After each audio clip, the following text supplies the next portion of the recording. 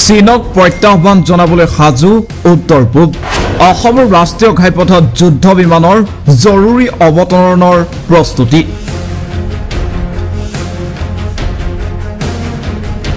সুখয় 30 ৰাফেলৰ অৱতৰণৰ বাবে সাজু অসমৰ ৰাজপথ মৰাণৰ পৰা নুমলীগড়লৈ প্ৰায় 4.2 কিলোমিটাৰ দৈৰ্ঘ্যৰ ৰাষ্ট্ৰীয় ঘাইপথত এই ব্যৱস্থা সুখয় 30 আৰু ৰাফেলৰ দৰে যুদ্ধ বিমানৰ জৰুৰী অৱতৰণৰ বাবে সাজু কৰা হ'ব এই ৰাজপথ ভাৰতীয় বায়ুসেনাৰ বিষয়াসকলে অহৰহ নিৰীক্ষণ কৰি আছে এই ৰাজপথ উত্তৰ পূবত চীনৰ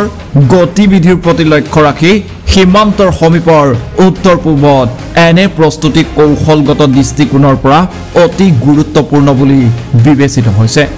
অৰুণাচল প্ৰদেশৰ সৈতে চীনৰ দীঘলীয়া সীমান্ত আৰু চীনৰ নিত্য বৃদ্ধি পোৱা কাৰ্যকলাপৰ পৰিপ্ৰেক্ষিতত এতিয়া আন্তঃগাঁথনিৰ জৰিয়তে নিজৰ কৌশলগত দিশসমূহ শক্তিশালী কৰাৰ ওপৰত কাম কৰি আছে ভাৰতে এনেদৰে প্ৰস্তুতি চলোৱা হৈছে যে প্ৰয়োজন হলে কেৱল যুদ্ধ বিমানেই নহয় অসামৰিক বিমানেও এই ঘাইপথত অৱতৰণ কৰিব পাৰে ইয়াৰ উপৰিও আন দুটাকৈ স্থানত ঘাইপথ নিৰ্মাণৰ প্ৰস্তুতি নামনি অসমৰ বৰ্মা তিহু আৰু নগাঁও লামডিঙত ঘাইপথ নিৰ্মাণৰ বাবে অনুমোদন জনাইছে কেন্দ্ৰীয় চৰকাৰে নিউজ ডেস্ক ৰিপোৰ্ট এনি টক্স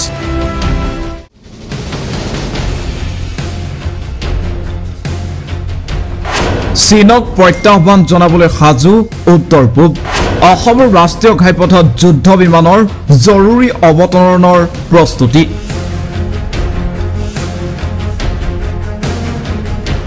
সুখয় 30 ৰাফেলৰ অৱতৰণৰ বাবে সাজু অসমৰ ৰাজপথ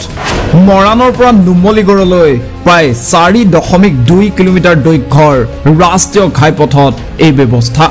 সুখয় 30 আৰু ৰাফেলৰ দৰে যুদ্ধ বিমানৰ জৰুৰী অৱতৰণৰ বাবে সাজু কৰা হ'ব এই ৰাজপথ ভাৰতীয় বায়ুসেনাৰ বিষয়াসকলে অহৰহ নিৰীক্ষণ কৰি আছে এই ৰাজপথ উত্তৰ পূবত চীনৰ গতিবিধিৰ প্ৰতি লক্ষ্য ৰাখি সীমান্তৰ সমীপৰ উত্তৰ পূবত এনে প্ৰস্তুতি কৌশলগত দৃষ্টিকোণৰ পৰা অতি গুৰুত্বপূৰ্ণ বুলি বিবেচিত হৈছে অৰুণাচল প্ৰদেশৰ সৈতে চীনৰ দীঘলীয়া সীমান্ত আৰু চীনৰ নিত্য বৃদ্ধি পোৱা কাৰ্যকলাপৰ পৰিপ্ৰেক্ষিতত এতিয়া আন্তঃগাঁথনিৰ জৰিয়তে নিজৰ কৌশলগত দিশসমূহ শক্তিশালী কৰাৰ ওপৰত কাম কৰি আছে ভাৰতে এনেদৰে প্ৰস্তুতি চলোৱা হৈছে যে প্ৰয়োজন হলে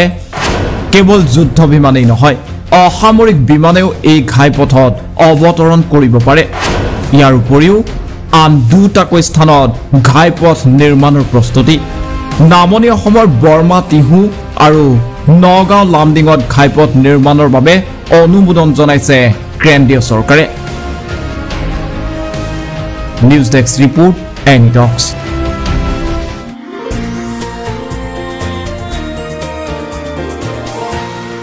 এনি টক্স হুতৰ বিপৰীতে ৰাইজৰ স্বাৰ্থ